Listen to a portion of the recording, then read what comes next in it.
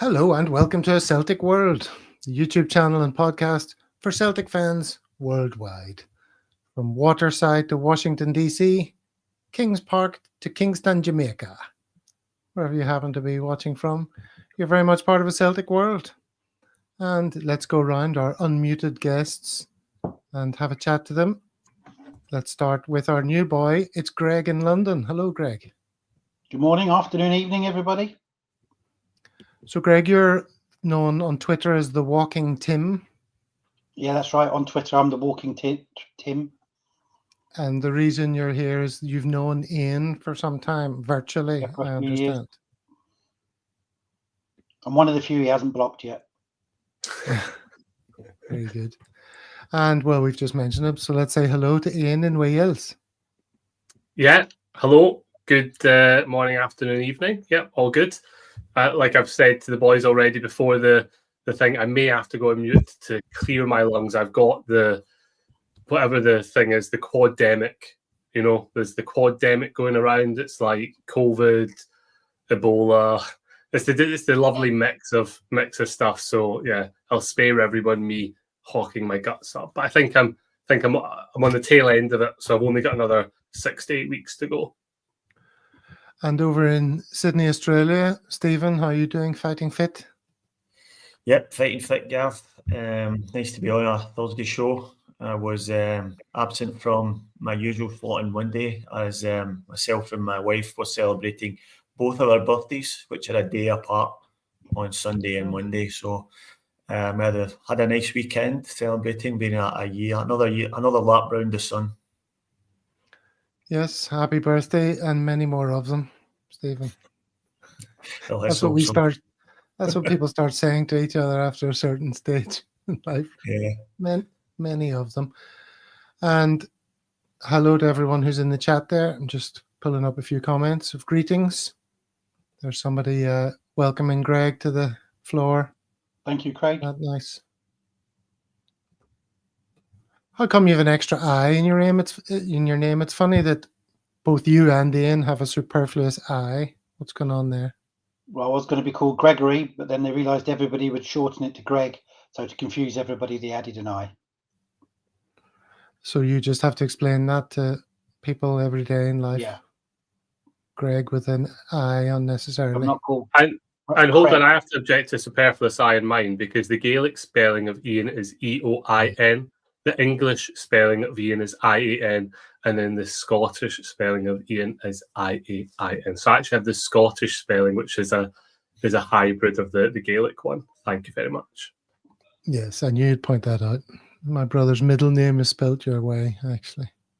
So there you go. Dicky, Stephen, Shadwell, and Greg. It's a matter of time. Why doesn't Stephen have a nickname? Yeah, it's only a matter of time. Stephen should have a nickname.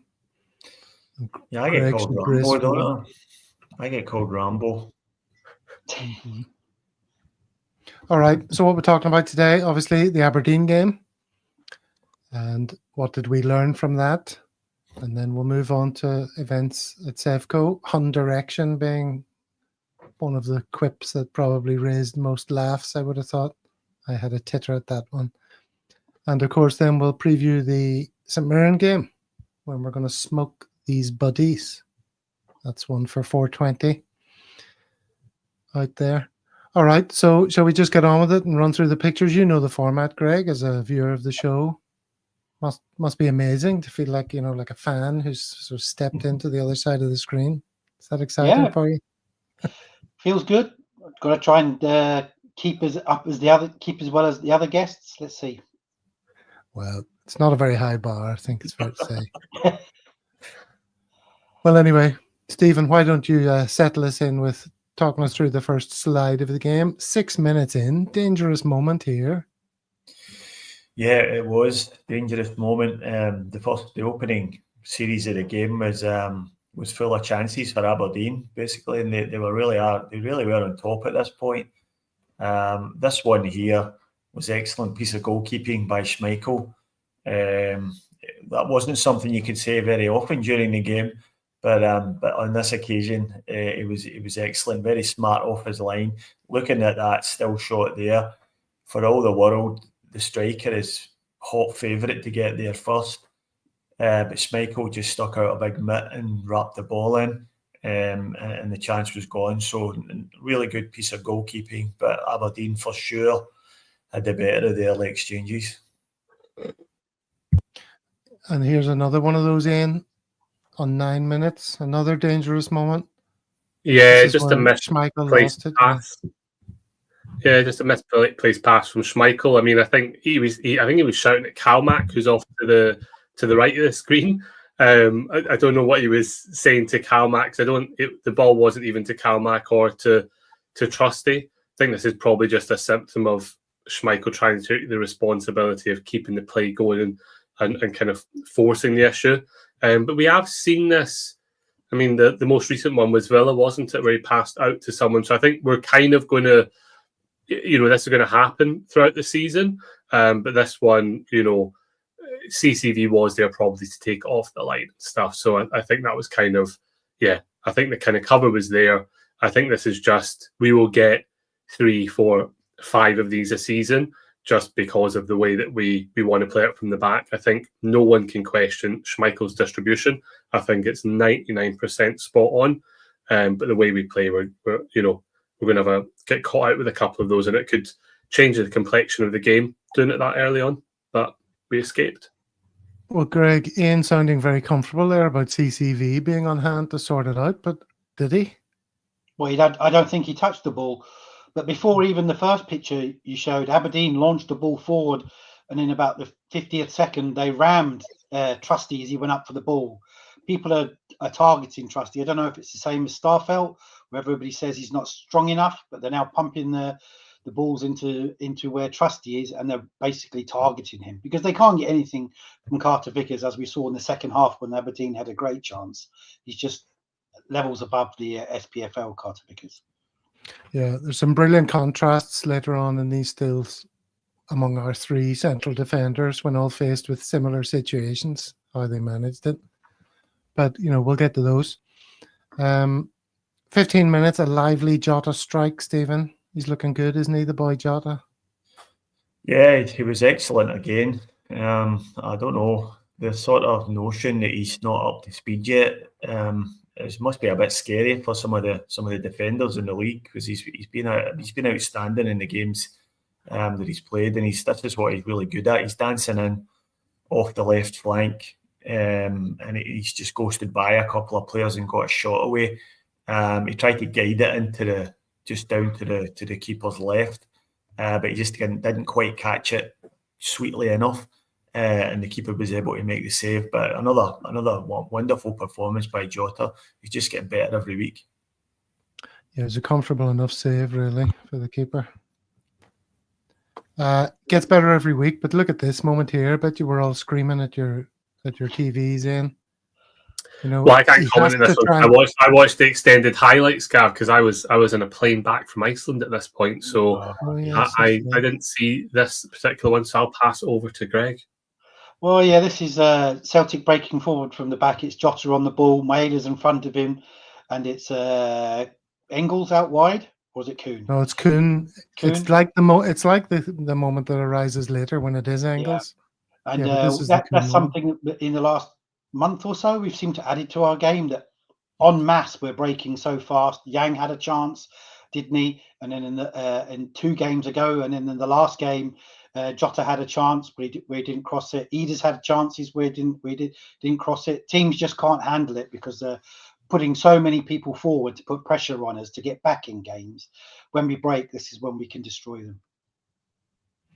But it didn't really play the right pass. I mean, he forced Kuhn wide. What he really had to do is try and release that through into Maeda's running path.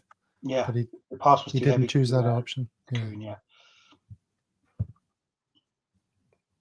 And okay, this is the Maeda goal after a looping deflection. Stephen? Yeah, I think this is just a great example of Maeda's sharpness around about the box. Obviously got the start playing at centre forward in front of Ida, and sort of absolutely justified his position there by playing a really excellent game. And that came from a through ball from, I think, Engels, who was trying to thread it through to Schlupp. The Aberdeen player gets a toe on it, spins it up in the air. Everyone's sleeping except Maeda, who's first on it and stabs it home. So really excellent centre forward play from Maeda, who's making me look like a bit of an idiot for saying all these years that he was never a centre forward. So there you go. What do I know? What do you know? Okay, Nothing. 29 minutes. Your man Jota bundles it in. Ian, that's enough to clear your sinuses. Yeah, I mean, it's a mishit. Let's get that out of the way. But again, I don't know if you saw the interview afterwards with Jota and Engels, and Jota said he was sure that Engels was going to shoot. And I think everyone was probably sure that Engels was going to shoot. But he passed it back to Jota, and Jota, whichever way it goes in is great. I think it actually takes a little bobble before it hits his foot. So he's just making sure he's getting over it and on target. So even though it is a mishit, I think he has shaped himself for every eventuality.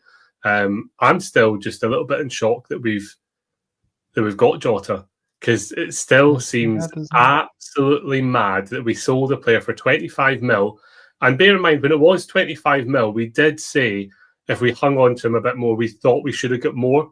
Like, if we take us back to that, I think is it 4 goals and 4 goals and assists combined or something. I can't remember the stat in terms of how he's come back, but he's that player again where we're so lucky. Because him and Kuhn are so different, right? Kuhn is an exciting player, gets the goals, he's productive and stuff, but there's nothing like Jota, because you don't know what he's going to do.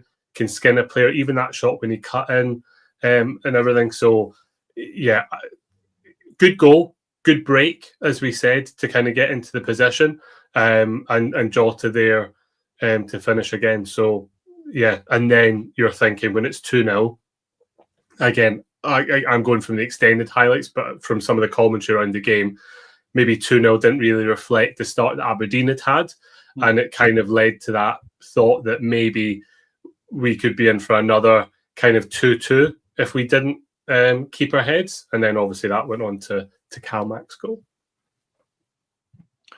Yeah, but it wasn't without further jeopardy, the game. This was another great chance they had. The guy just fluffed his lines, Greg. Yeah, it was a wonderful break, and they had another chance. And Nesbitt should have scored. That one should have scored. And we were lucky on the night. But then in the second half, I think we just put the foot down and just took them apart. Took them apart, despite how closely bonded they are as a team. Here's a moment of homoeroticism. I think they'd been training at Peterhead, had they, in the build-up to this? What was the old? Was it not? Did Aberdeen not used to do that one in the 2000s? Was it not called like the Flock of Seagulls or something? And they kind of bunched like that just outside the box and then flooded it. I seem to remember them having like a similar sort of tactic where they were all closely bunched as a little pocket, and I'm sure it was called the Flock of Seagulls. If anyone in the comments remembers that, or if I'm just a mad rambling from me, let me know. Mad rambling. Yeah, Callum McGregor weighed in with the goal, though, again, Stephen, to put us 3-0 up. And at this point, you're just thinking, well, this is great. We're one of those teams that scores from every sniff, kind of. I mean, we were clinical for once. Yeah, that was really clinical. There wasn't really it wasn't really a 3-0 half, that one for sure. We were very lucky to go in 3-0 up. That goal in particular, again, great contribution from Engels, who wins a tackle on the edge of the box. I actually thought the VAR would have pulled it back for a foul. I didn't think it was a foul, but I thought that's the way VAR would see it. And an excellent finish with his right foot from Callum McGregor. So you're right. We're very, very fortunate at that point to be 3-0 up. But I think we made the chances. We were clinical, and we took them. So a lot of times this season we've made many more chances than that, and nothing each. So happy on this occasion that it was kind of reversed. Flock of Seagulls, not a bad group, says Del Boy. I wanted to mention that the goalkeeper in that incident didn't cover himself in glory. Yeah. And I was thinking if I had a photograph of him or something to remind me. Oh, I do. That's a little flock of seagulls reference there. Yeah, the keeper could have done better with that, surely. Ian. Do you know who the goalkeeper is, Gav? Yeah. Who is the goalkeeper? His name is Ross Doohan, former Celtic Academy goalkeeper. Oh, that's right. They said that. Why is he in ahead of the previous guy? Mitov is He's injured. Oh, he's injured, is he? Not just. Yeah, he just come back from injury, and they didn't want to risk him too many games so quickly. Well, he didn't have a great game, I think it's fair to say. No, he wasn't great. I think we made the right decision with him to let him go. David Clarkson ran from Gav's pun. So far away. Just to get away. All right, enough old musical references that Ian doesn't understand. I know Flock of Seagulls, I ran. Come on, please. Oh, do you? Yeah. Have you not read Ian's La La Land review? I've not read any of Ian's movie reviews. I have to say. Sorry, Ian. Too much culture for Gav. I mean, I like a bit of culture, but I'm usually way behind on things. Do you know one thing I watched recently, which I really enjoyed, was Saltburn. That was all the crack, wasn't it, a while back? Yeah. But I hadn't seen that, and it was sitting in my to-do list for ages. Finally got around to watching it, and I knew something happened in it that everyone was disgusted by, but I'm not sure quite which thing, because there was quite a few disgusting things happened. I assume it was the bath. Was it drinking the bath water that? No, I think the thing that went viral was his dancing at the end. Obviously, he was letting it all hang out, and I think there was the bath water, and then I think there was the scene with the grave as well. I think those were the ones that carried most traction. It's good though. Enjoyed it. All right, that's just a little aside. Let's move it on here. 62 minutes. CCV plays an innocuous ball to Trusty. Greg, what could go wrong? There's nobody near him. Yeah, this is a problem. I do wonder why Rodgers favours Trusty so much, because he doesn't seem that much better than Scales, and he just. Or does he? Well, stay tuned. Yeah. But I just don't. I personally think that's a position that needs a massive upgrade. Everybody's focusing on left back and striker, and we need two more proper centre backs. Lagerbielke and Rocky are nowhere near out the picture. We're back to Dane Murray, who wasn't getting a look in before.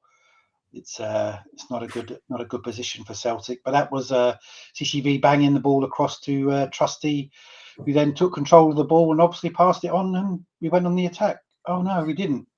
No. Can I just provide a counter for Trusty, because I think with Trusty, right, I think there's one very specific thing, and this is the specific thing. There's an argument over his strength, etc., and I do agree with that. But this was something that he did in the Villa game, and he barely got away with it. See, when he tries to shield the ball, that's when his strength is really highlighted. He can jump up, he's got the height, he's kind of got the pace to get to a lot of situations, but when it's a pure battle of strength, he's not there. And it's particularly exposed, because I've noticed it a number of times over the last games, when he tries to shield that ball, because he's not strong enough.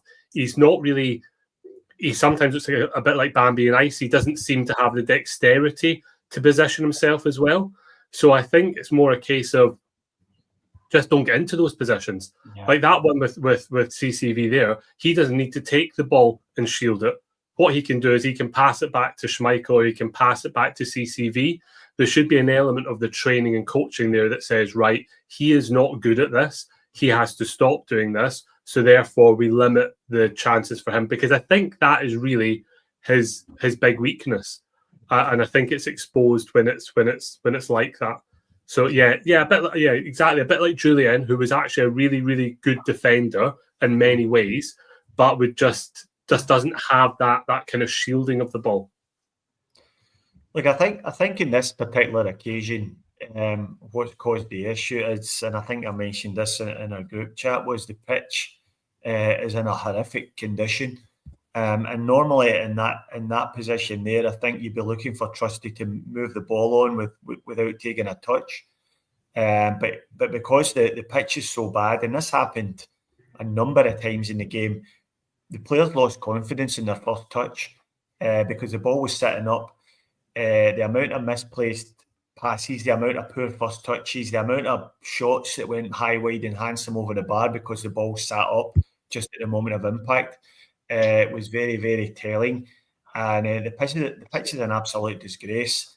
And there's really no excuse when you look round the English Premier League and you look at the pitch we played on last week in Munich.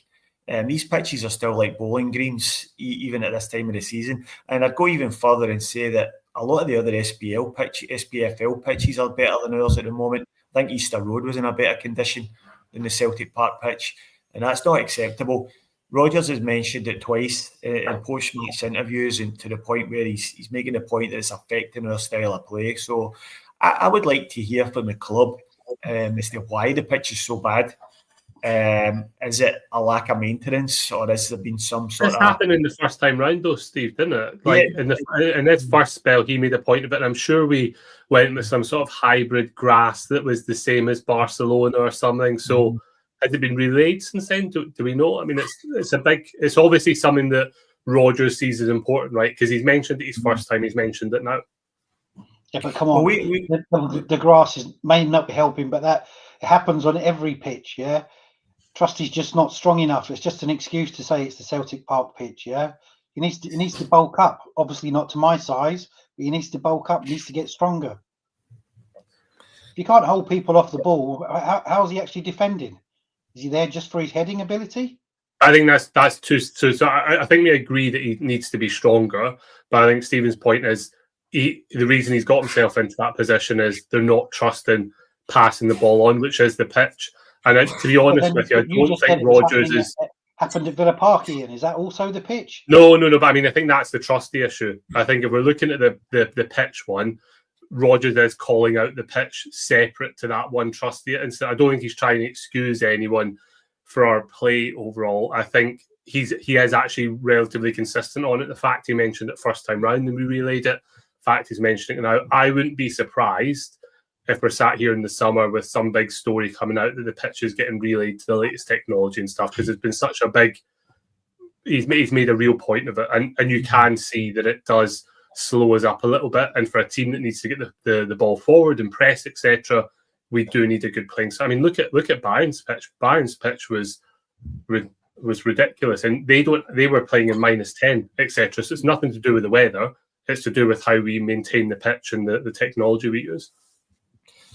I think another thing worth mentioning about Trusty, and this speaks to some other guys in the team as well who we might mention later, particularly Adam Ida. These guys are not used to playing Saturday, Wednesday in such an intensive programme. And we're getting to a point in the season now where the squad's really stretched. There's not a lot of time for resting players. And I think there's a lot of fatigue creeping in. I think both Trusty and Ida fall into that category. I think, the fact that if you look at a bench last night or the night before, it was really, really weak. If you take maybe the 3 players who eventually came on as substitutes, the rest was made up of academy players. So the squad's really stretched. We can't give anybody a rest, and some players are just struggling with the pace of the game and with the amount of fixtures that have been scheduled. Yeah, well, struggling with the pace of the game. There was a time when it looked like CCV was caught out.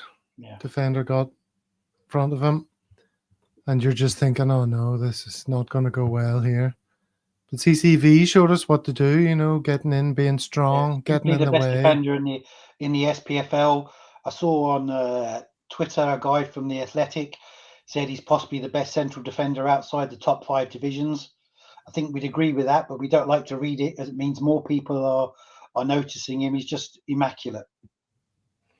And then he just shepherds them away from danger, showing them how to do it there. That was real nice job, wasn't it, Stephen? Yeah, definitely. And I think he is going to be catching the attention of a lot of other clubs in the off-season, particularly clubs in the Big 5 leagues. The only thing that holds CCV back, I believe, is his height. And I've mentioned that before. He's probably maybe about 2 or 3 inches shorter than your sort of standard central defender, especially in the EPL. And I think for that reason, a lot of clubs might just draw a line through him, just because he doesn't hit that data point that they're looking for. Look around the top 5 leagues all round, and all the centre halves are all 6'3", 6'4", and I think that's probably what's held him back up to now. Having said that, there's always exceptions to the rule, and if he keeps on putting in performances like that, it's noticeable. One of the problems he had in the past is staying fit, but he's had a long spell of being fit this season, and I think a lot of people have took note of that. So you never know what's going to happen. You never know who's going to come in, but I do think he's a little bit short than what the bigger leagues, the bigger teams in the bigger leagues are looking for. I think it's going to be a very difficult summer for Celtic transfer-wise, as a lot of players are on the radar of the big teams European-wise. Yeah, and that's the thing is, that's the benefit and the curse of success in the Champions League, right? Because CCV was linked to Bayern Munich before we even got drawn against Bayern Munich, and they'll have done nothing in those 2 games against them to kind of dispel that. So all the players in the shop window. So whilst we'll have that, be able to bring players in, because like they'll be able to show themselves in the Champions League with us, we'll also have that thing of like, now we've actually got like Kuhn performed well, Maeda performed well, Johnson performed well, CCV has performed well. So there's a couple that have really performed to a decent level at the top level. So we just let's not worry about that at the moment. That's doom and gloom. Just as a bit of a counterpoint to that, in case there's any European scouts watching, which I'm sure all the top scouts watch this show, I'll draw your attention to the Cameron Carter-Vickers horror show against FC Bruges at home, which ultimately proved to be the difference between us playing Bayern Munich and us possibly playing FC Brest. We went on to lose 10-0 in aggregate to Paris Saint-Germain. So, for every up, there's a down, Yeah. Dear, oh dear. Well, apparently Real Madrid are interested in our shit-hot new winger who's bursting through here. Yang showing purpose. This is him skipping across the edge of the box, showing McCowan where he wants it, running onto it. And I thought Yang was with an excellent, aplomb, but we seldom see from him. Go on, Greg, talk to me about Yang. Excellent when he came on. He's 4th or 3rd choice. He's never going to replace Jota, Kuhn or Maeda. You would hope he's going to challenge Forrest at the stage of his career. And when he comes on, he tries his absolute heart out.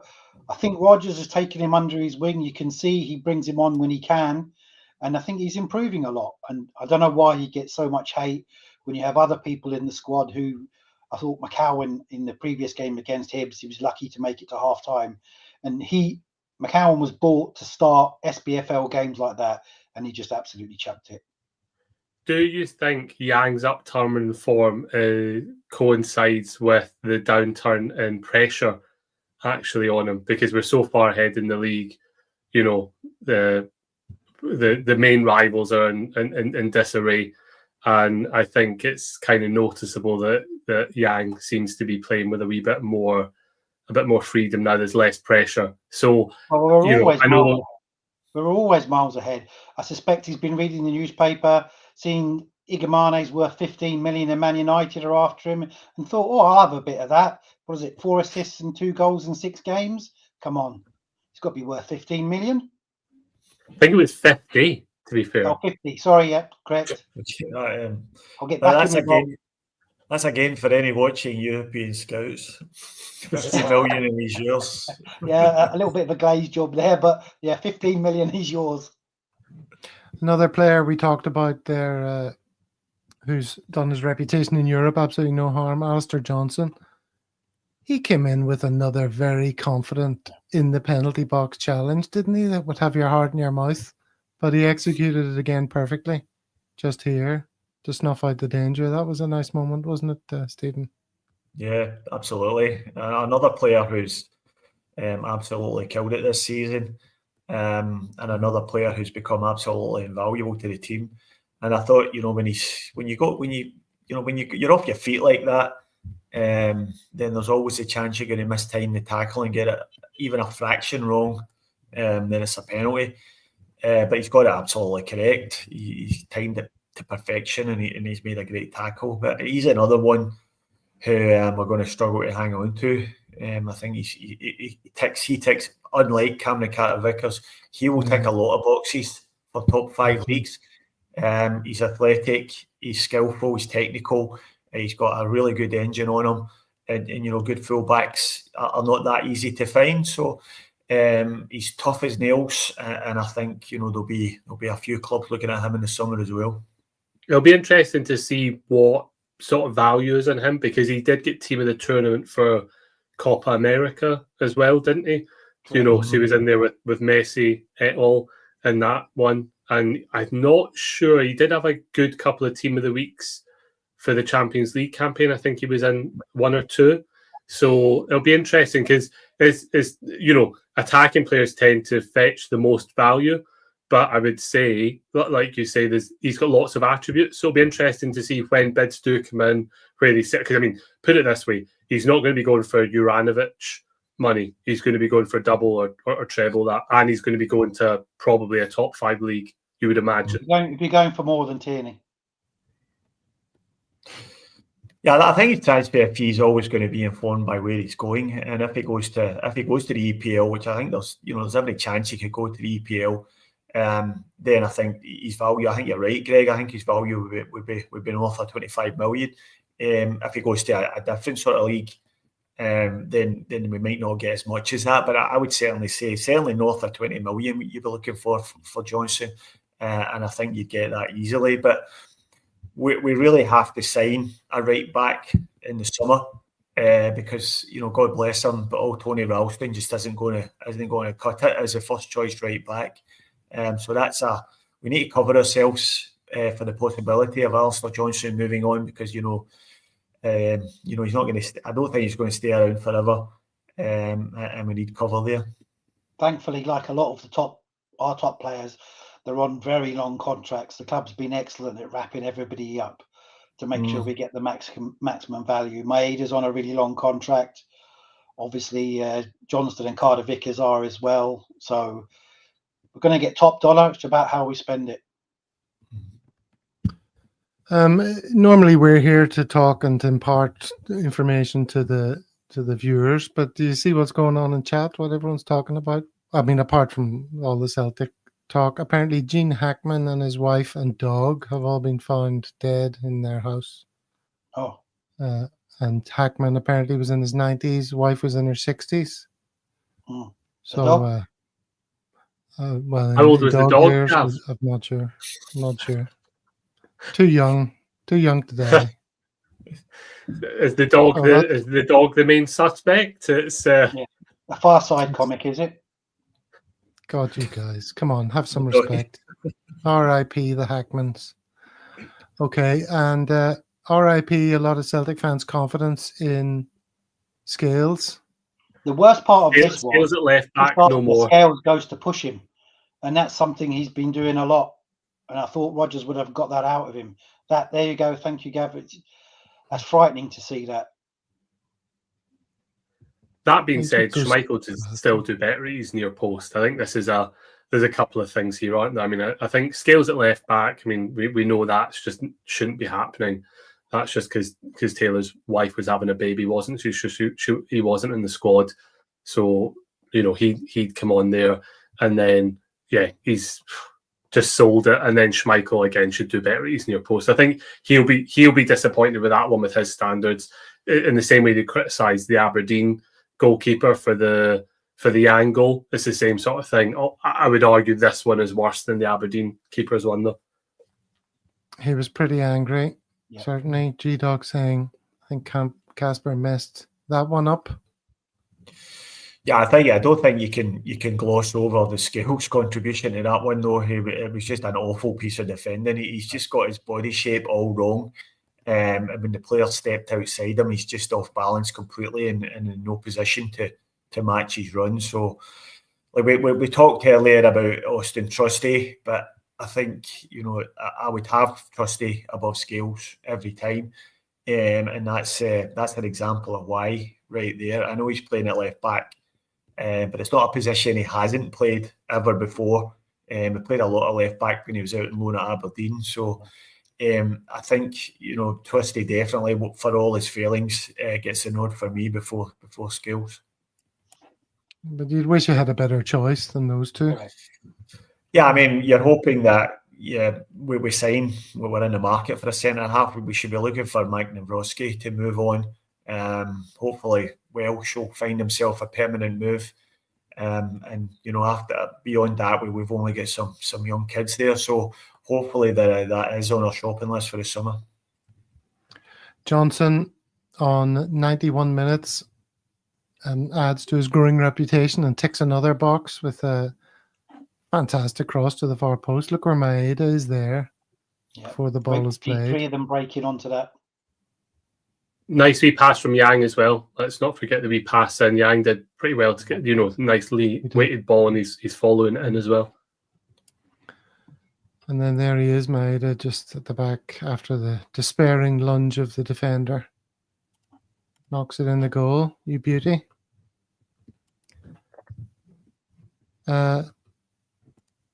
Oh, yes, there was this moment. Sometimes, you question why these players, they put their hands over their mouths so they can talk about things. Well, apparently, some lip readers got one of the VAR cameras, one of the many VAR cameras that pick up information. And they were able to detect what the conversation was between our two goalkeepers. And it was that. So there you go. That's what Casper thinks about Scales letting him just run past him and smash one into the near post. He must have been furious at his defender. Well, I mean, do you know what? I'm sure there'll still be a good section of the fans in Ireland supporting Scales through this difficult time and telling us all that it's just a blip. So, but the worry you're always waving that flag in. That good. it's quite an easy one. It's a little. Trusty's not been that good, and we're obviously not happy with Scales. So next up is Dane Murray. So it's something. I think you're being harsh on Trusty, Greg. I think Trusty has a couple of things he needs to work on. Same way as Starfelt. Starfelt managed to iron them out. I think Starfelt probably ironed them out quicker. Starfelt back in a heartbeat. Yeah, but you wouldn't have Starfelt the first 6 months of Starfelt. See, if you went back and you watched the first 6 months of Starfelt, I think you'd find it remarkably similar to Trusty. I just think Trusty's taking longer to iron it out. Now, if he starts next season having not ironed some of the stuff out, I would say, yeah, definitely. I just think maybe a little bit more leeway for him. Let's see. I think I'm not prepared to throw him under the bus yet. I think we should worth mentioning Trusty's been a part of some of our best defensive efforts this season. Our two most outstanding defensive performances were away to Atalanta and away to Munich. Away in Munich, I would say, and Trusty was outstanding in both because of those he likes games. that kind of football, though. He doesn't like it when the players are barging into him. He likes it in front of him, and then he goes out to them. He doesn't like it when it's very direct and very next to him. I think that's a bit harsh, to be honest with you. I think there was plenty of parts of those games. Atalanta had some fairly physical centre forwards and threw a lot into the box, particularly late on in that game, as did Munich, as did Bayern in the game a couple of weeks ago. So, I do agree with you. He's got some improvement to do, but I think that there's improvement in him.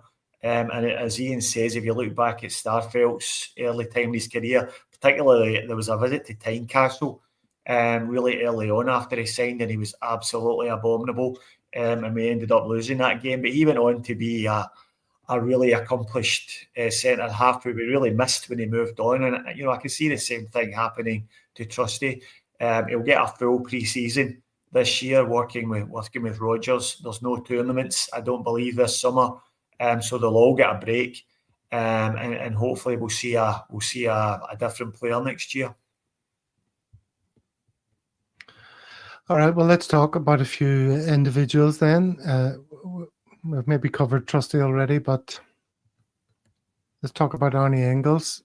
Look at his stats there: assists, 2, first place. Chances created, also first place. Passes in final third, also first place. Possession 1, also first place. Fair to say that was a reasonable performance, Ian? Yeah, I mean, I still go back to there was people writing off Arne Engels when he'd, played like 10 games, and you were just... The thing is with Arne Engels is, as a base of his physicality, stature... Hold on. Whoa, time out. I need to address this. This nonsense narrative that I'm sort of anti-Engels or ever have been has to be nipped in the bud. Listen, for people who are educationally subnormal, I'll explain it one more time. What I said was that he had so far to go, so many more gears to go up that we hadn't seen anything yet. I expect him to develop into an entirely dominant midfield maestro, and we ain't seen nothing yet. What he's done so far for Celtic will count for nothing compared to what he's going to go on to achieve. That is a positive expression of my belief in this player. But, some people can't handle, nuanced thought. I was saying he hasn't done anything yet. I wasn't referring to you, Gav. I was referring to there was some people that were properly writing him off like as a waste of 11 million and things. Like I was saying, I think he's got all the attributes, the height, the physicality, and the technique. That's a lot for Rodgers to work with.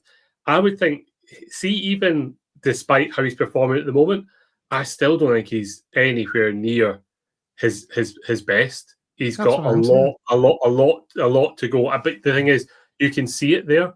You can see his improvement since he's come in has been dramatic. And, I think now we can kind of see Hatate on the left, him on the right. They're kind of finding their patterns of play with the full-backs and their positions on the pitch, his running power and stuff like that. So I think, much in the same way we're saying we'll see what Trusty looks like next season. My God, we'll see what Engels looks like next season, because he just keeps on improving, and, frightening to think what his ability could be, because you can see it. I think anyone can see he's got all the physical attributes and the technical ones, and his performances are now going up and up and up. And it'll be interesting to see, how we talk about Cal McGregor always kind of being, maybe not so much this season, but being a 7, always being a consistent performer and having a consistently good level. It'll be interesting to see what Engels' kind of consistency level is, because it could be better than Matt O'Reilly's. Because he seems to have a lot more in his locker than Matt O'Reilly, except for the goals. But yeah, pleased with him. And when Rio moves on, I think Rodgers is going to want another Arne Engels, exactly the same physically. Because against Bayern Munich, when the teams were lined up, we looked like men against boys. The midfield's just too small. Okay, sorry, I was just muting your mic there, Stephen. I'm not sure if that sound was coming from you. Yeah, it was. Clattering. Bit of clattering going on there. Have a word with the missus. Tell her Gav's not happy. Okay. Alistair Johnson, we've mentioned him before. It was a milestone for him, his 100th appearance. A milestone I couldn't have dreamed about just a few years ago.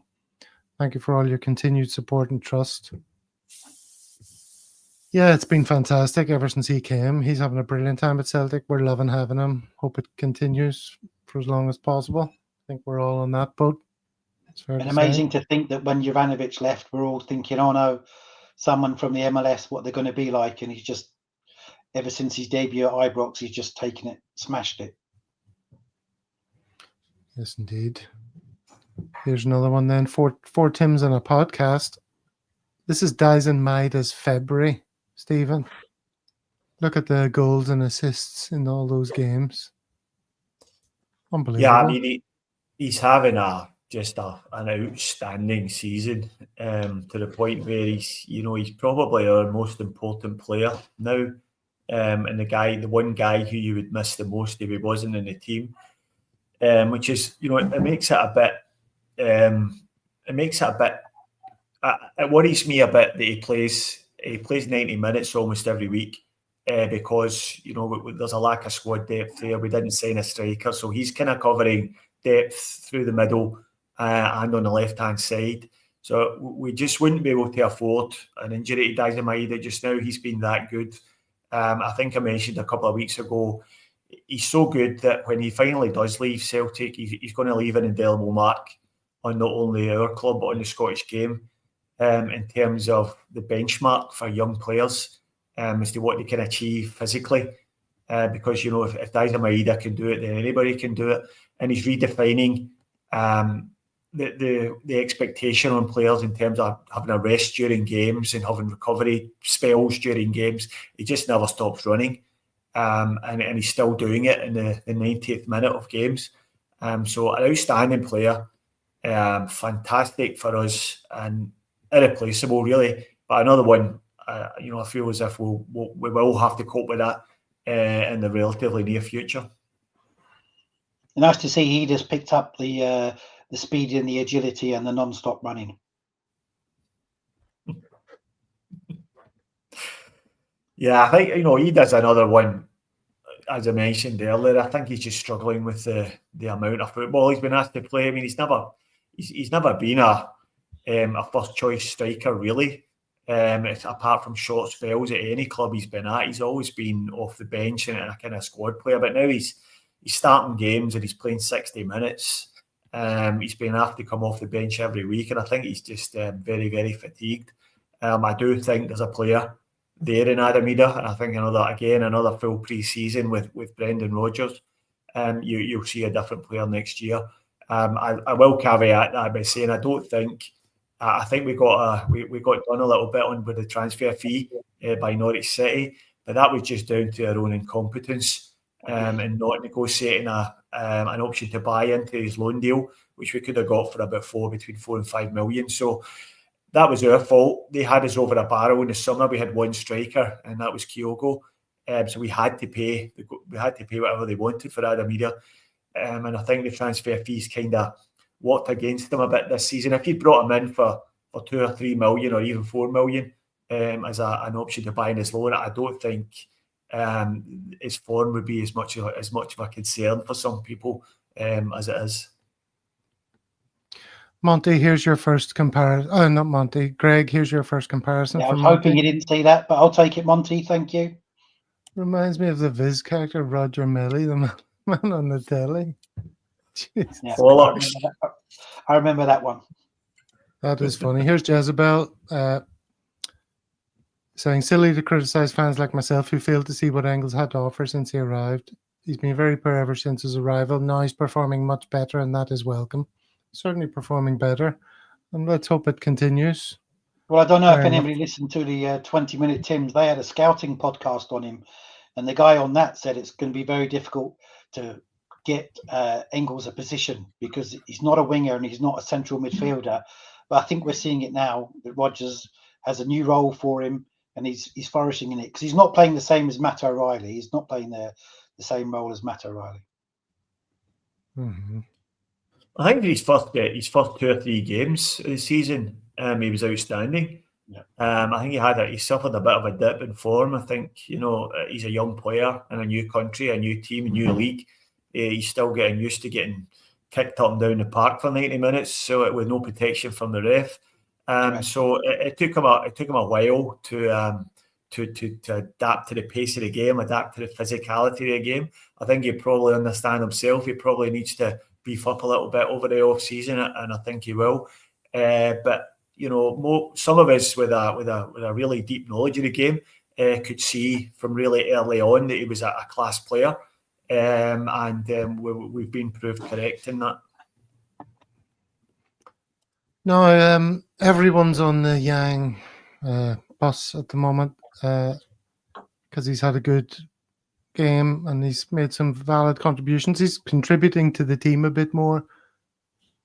But do we need a note of reality in here and think, look, he's doing all right, but he's still not? Well, I think he's doing more than all right, but he's got a lot to fix on. He seems to get caught on the ball a lot. He seems to get the ball, either move forward or not move forward, and then it just gets taken off him. I think his spatial awareness needs improving. And when he came on in the Aberdeen game, he basically caused a fire straight away by running back with the ball, and then lost the ball, and the defence had to rush around and get it back. I think that's something he needs to work on. But he's certainly improved on when he started the season. And my main point would be is Rodgers has said multiple times it's very difficult for Celtic to get players who are happy to come in and play second and third fiddle, because he's not going to start above Maeda, Jota or Kuhn. So I don't know if people are expecting way too much from a player who's got a role in the club and he's fulfilling that role as best he can. Well, you do have to wonder if someone like Kuhn disappears in the summer, is that going to create a gap for him to get more game time? Who knows? Well, I think the best we can hope for, Gav, Jota will move over.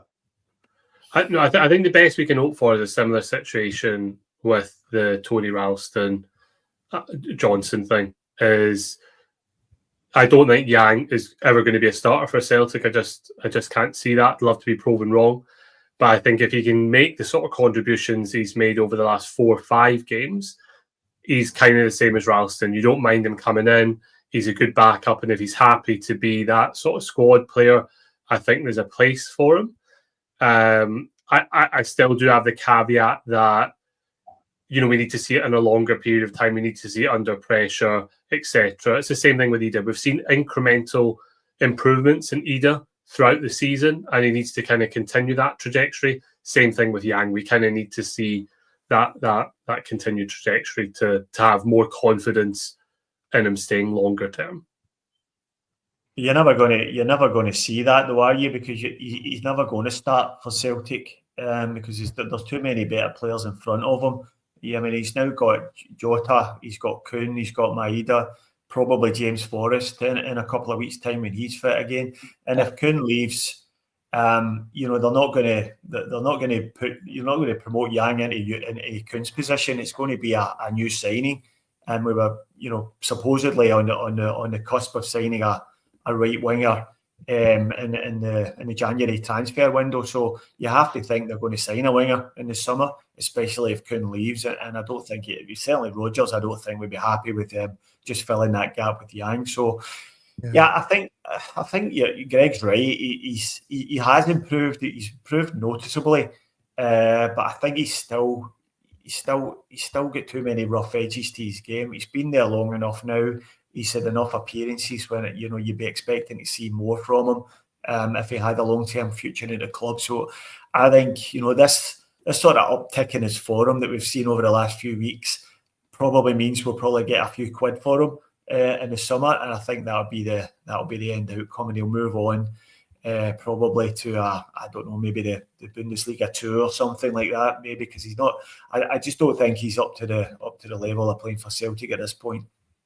Well, my worry there is who's going to come in to replace Yang, because the guys, whoever comes in, is not going to get game time because you've got Jota, Maeda in front of them and Kuhn, yeah? Well, so then Kuhn leaves. No one's expecting Yang to come in to replace Kuhn if he leaves, yeah? No one's expecting We lost Rocco Vata from the club last year because he wasn't seeing a pathway to first team football, and a lot of that was to do with the fact guys like Yang were in front of him. So if you've got a space in the squad for a guy who's just going to come off the bench every now and again, you're hoping that there's an academy prospect there that can fulfil that role, and that's where I think the club should be looking. I think Yang, good player though he is, I think Rocco Vata is probably as good as, or even better than him, and certainly younger and with a higher ceiling. So that really didn't make any sense to me. And I think moving forward, that's where I would be looking. But surely Yang has a higher ceiling than Forrest. Well, at this point in his career, he's got a higher ceiling than Forrest, yeah. But James Forrest's at the tail end of his career. But I think it's telling that Forrest's the man who, when he was fit, he was coming off the bench before Yang almost every time. So at this point in his career, Rodgers rates Forrest higher than Yang. 54 minutes, lads. We're almost out of time.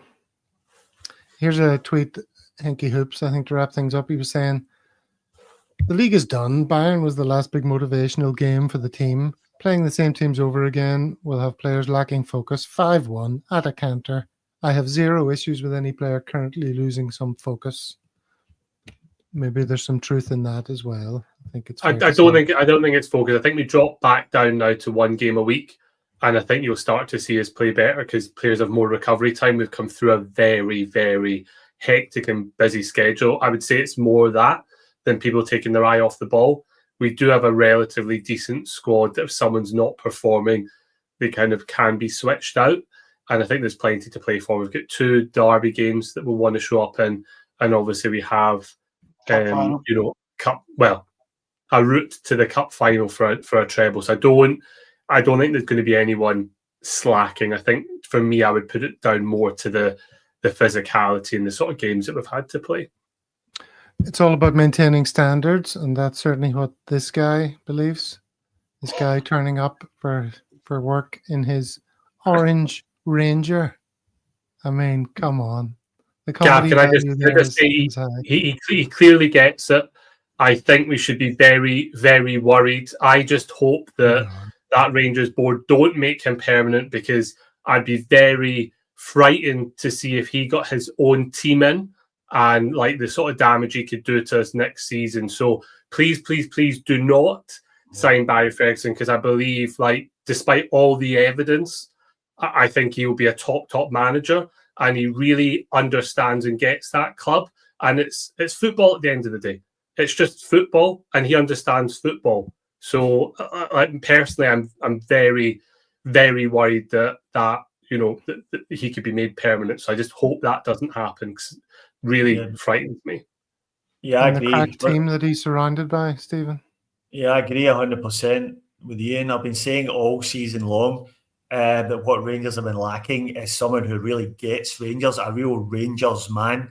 It's really Rangers men that have been lacking since the original Rangers liquidated back in 2012, and it's real Rangers men that have been missing since. So here we have a stunning lineup of real Rangers men, with Billy Dodd looking about 85 years old there. I don't know where all these years have come from. The wee Moroccan guy wondering why he's still there. Barry in the middle there with the staunchest expression he could possibly muster. To the right of him, you've got the world's first non-verbal goalkeeping coach. And then you've got Neil McCann, and God only knows what he's there for. So just if you sat down with a blank sheet of paper and tried to write down the funniest thing that could have happened to Rangers, I think you'd have been pretty close to drawing that assembly of gentlemen. So you can take any picture of Barry Ferguson and he looks like he's in the middle of getting directions to somewhere.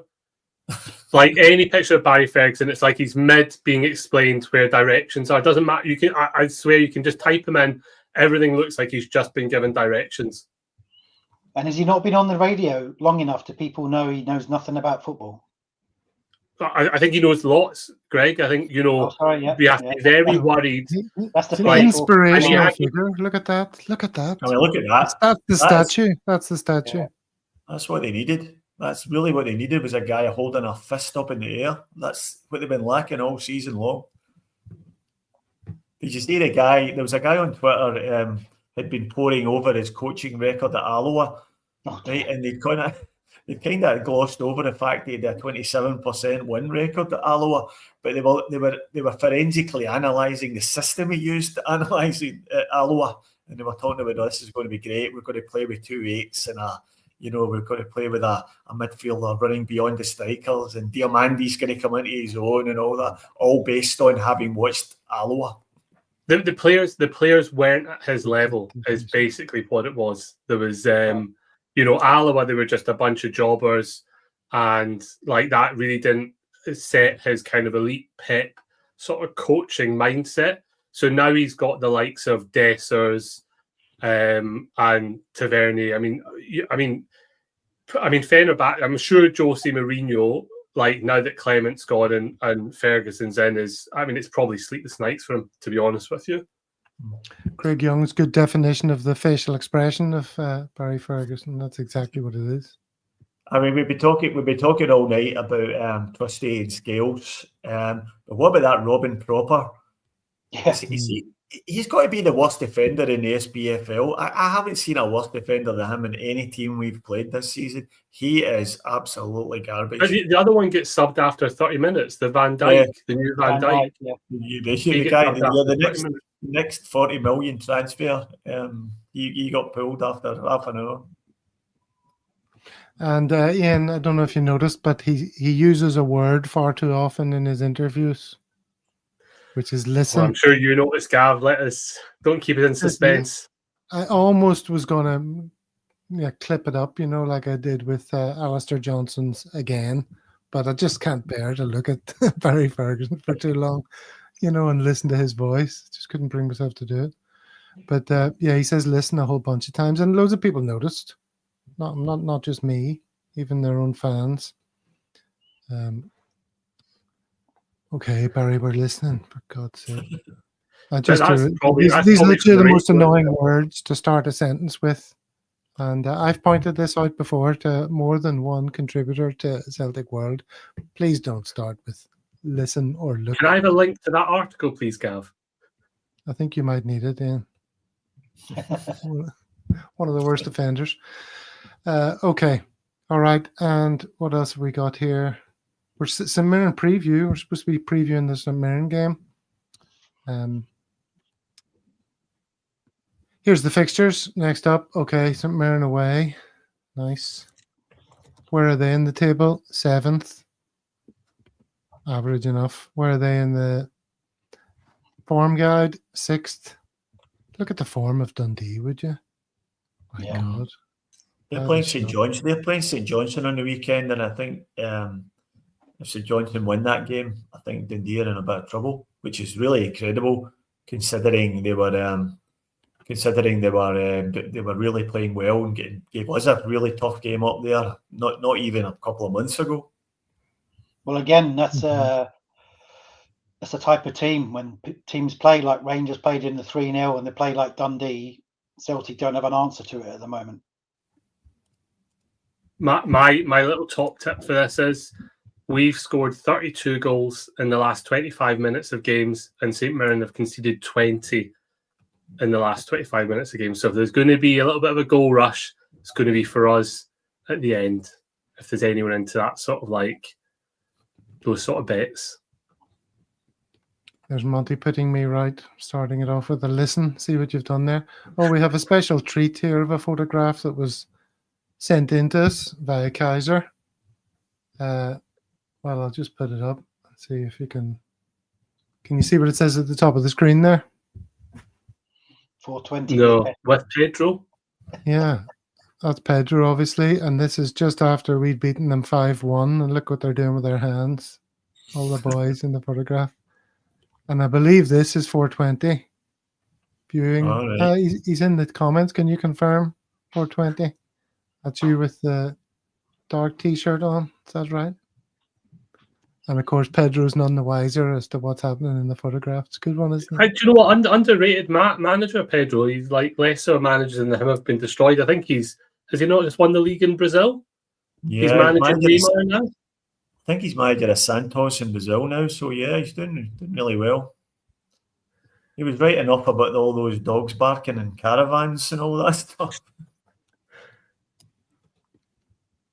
There you go. That's good. It's a nice moment there, isn't it? Oops. What else do we have to round off the show? Oh yeah, this is a game that my son, not a game, it's Japanese anime called Blue Lock, football related anime you may or may not have heard of. And they play against other teams and they slightly change each team name. And this is the kit of Bastard Munich against whom they play. Which looks pretty fucking snazzy, really, doesn't it? That's a nice top. And the logo is pretty good. Yeah, the sponsors, it's better than Daft a bit anyway, so I would go for that. And this is John McGinn when shielding the ball in midfield. Look at the look of concern. We don't need a zoom, Gav. No, I don't think we need a zoom. She looks like she's seen into the past. Her face. That looks like gonna recover. That looks like a medical examination to me. Very good. All right. Well, look, takes us to the end of the show. Over 300 people watching. Like and subscribe. please subscribe if you haven't already. That would make us very happy. It's only our second season, pushing hard for 2,000 subscribers, Greg. And we haven't even scratched the surface of your story, so you'll have to come back another time where we can find I'd out. love to come back. How come you're a hoops man? Whereabouts in London you are? Share some other stories, all that kind of stuff. Tell us about your cockapoo. Who's been remarkably quiet, actually. We thought that might be a concern. No, they're in the other room now. They're happy. Staring into the gates of hell. That's what that poor woman's doing. Dear, oh dear. Where's the Hun Direction video? There is no Hun Direction video, I'm afraid. But Hun Direction and Ned Lasso have to take the biscuit, don't they? Yeah, they were the best ones, for sure. For the punnery. All right, everyone in chat, thank you as always. The other one was Take That. Take what? Take That. Take that. That's a bit of a stretch. Okay. Yes, have a brilliant day, Sarah. Have a brilliant day, everyone in chat. It's always a delight to spend some time with you. But our time, unfortunately, has come to an end, so we'll have to wrap it up there. And we'll say a big thank you to Greg. Thank you. Thanks, as always, Stephen and Ian. Thanks, Gav. And we'll see you all on the next one. Cheery bye.